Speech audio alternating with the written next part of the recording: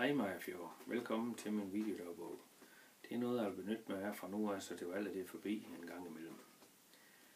Det vil komme til at omhandle noget der, som rører sig lidt her og lidt der, og hvad der rører sig i Venstre i øjeblikket, det er, at vi skal have fundet en ny borgmesterkandidat, og det tror jeg da også på, at vi gør i løbet af ganske kort tid. Og jeg tror da også på, at vi stadigvæk får en 12-14 plads i byrådet.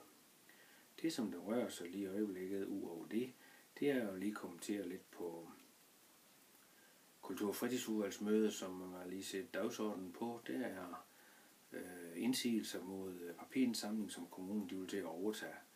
Og det synes jeg, det er rigtig godt med en indsigelse mod det, fordi hvorfor skal kommunen til at samle papir ind? Nu har 6. klasserne og spejderne gjort det i mange år, og det går rigtig godt for dem.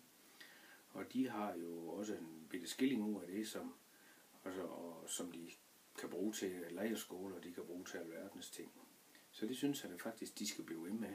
Jeg tror da også, at børn har godt af at komme ud og bestille lidt, og jeg tror da også, at de har godt af at få en dag med kammeraterne og samle papir ind.